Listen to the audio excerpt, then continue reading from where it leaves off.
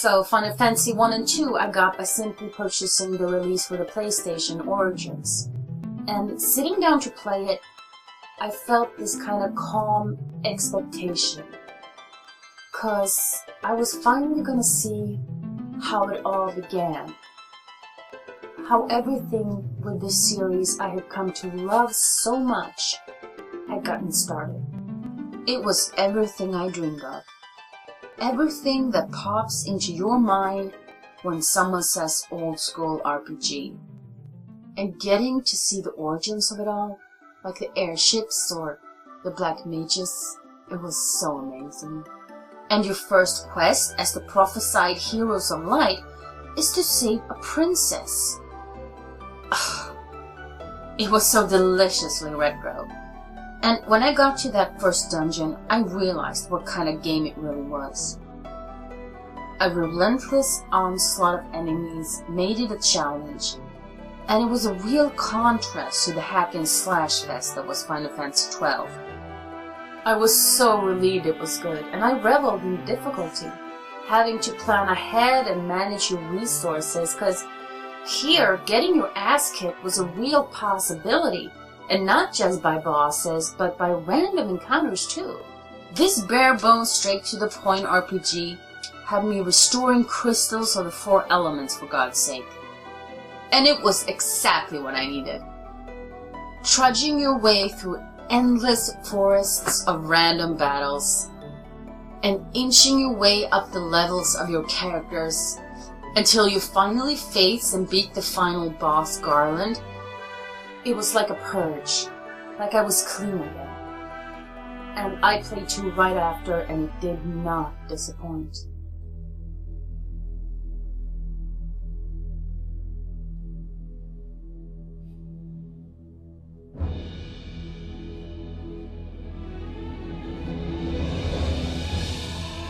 You play orphans fighting an evil invading force, and that's it. A lot like 12, but done right.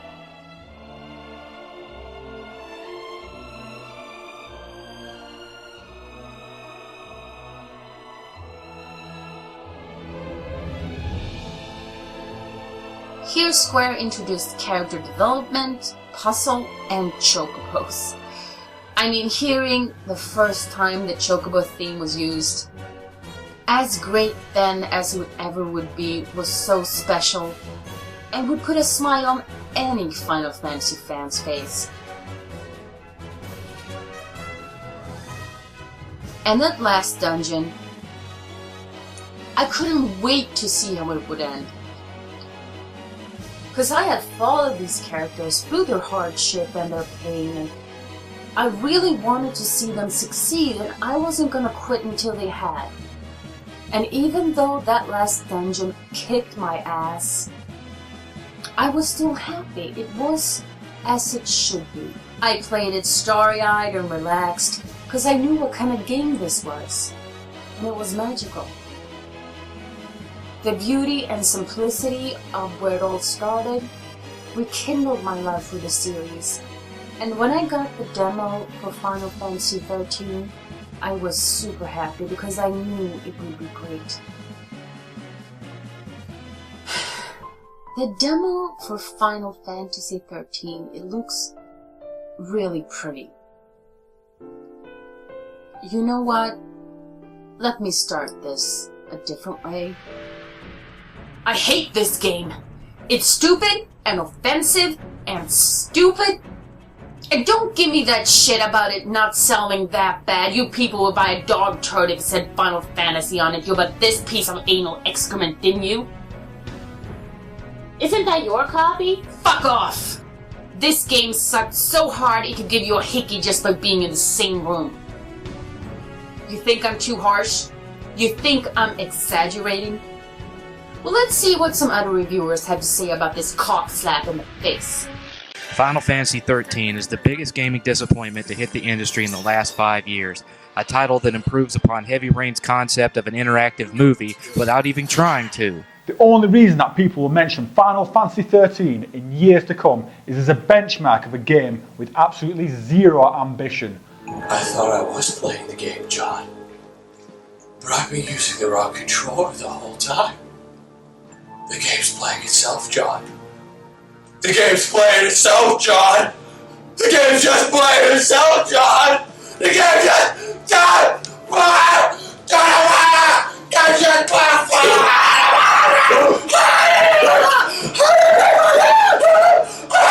You know, I was one of those people who bought Advent Children for the Final Fantasy 13 demo they included with the movie. And at the start, the demo seems fine. The tutorial was easy to follow, and they ditched the worst of the battle system for Final Fantasy 12, and they brought back Uematsu. So the music was good again. The people on the train looked like they really need a hero, and they got it. Lightning looks really good with her zero gravity thing and her giant sword, and you continue down this narrow city street and it fits. It gave me a feel of an overcrowded and dense metropolis, and I bought the game on release. But the more I got into the story part of it, the more I got disillusioned. Like, the romance between Sarah and Snow just seems rushed, and she's such an obvious damsel in distress, it's annoying. And her relationship with Lightning, it's supposed to be so close-knit, so why didn't she go to her when she got into trouble? I just didn't buy it. And this whole cursed by an evil spirit, so now I'm a traitor? How? Why? I thought you needed to betray something to be a traitor, but obviously all you need is a lame tribal tattoo. And then all the characters stand around and play the blame game. That's not helpful and frankly not very heroic. But it was still pretty okay. I mean, having to find out what your mission is sounded kind of interesting, you know, different. But the more I played it, the more I started to get bored. I just didn't like the characters at all. Vanilla is so bubbly it feels misplaced considering their situation.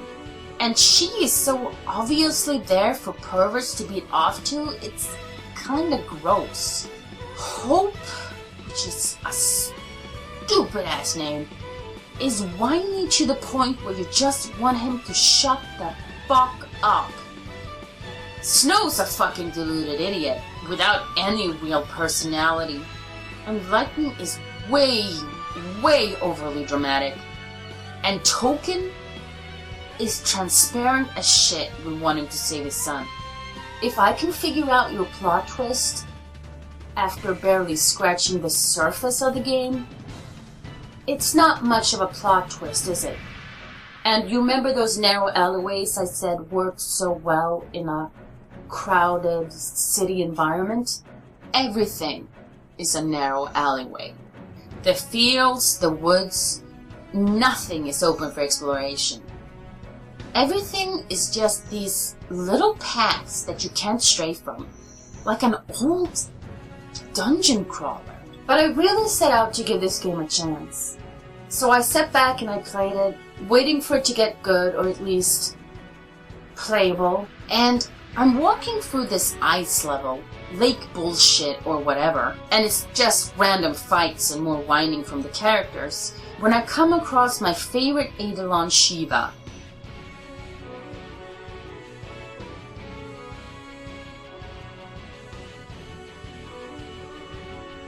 The design is stupid, and there's 2 of them now for some reason, but I'm happy. You know, finally it's gonna get good. I'm gonna get Shiva, and she is awesome. So I'm fighting her, and they changed it so you can't just wail on them, you have to impress them. It's all very stupid. But I'm trying out different moves, and finally I beat her, and I'm like, yes! And they do this lesbian sex thing and turn into a motorcycle. They took this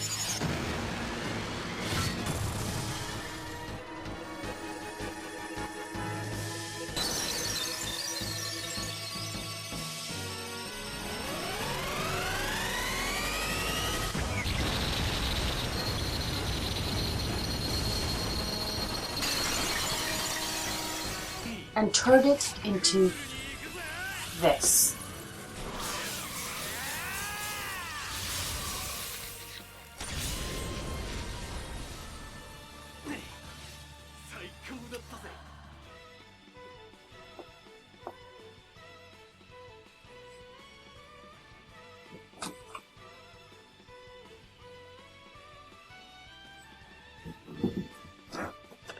Where are you going? We're not done with the game yet! I'm not playing anymore! Fuck this game! And that was it for me. I had had enough.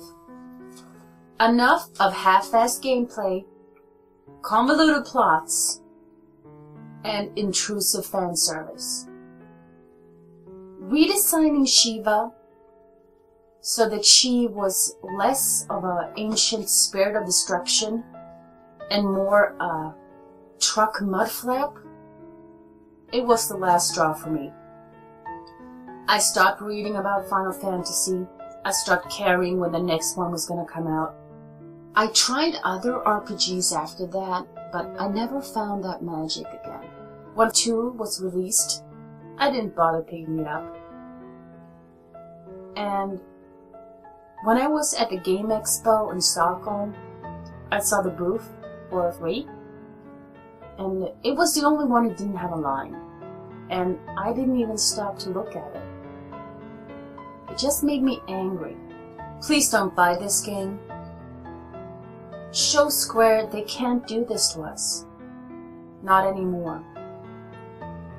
What I'm really afraid of is that there is nothing left now except to realize that this is what Final Fantasy is now. All I ask is that you remember how it started, because it was truly magical.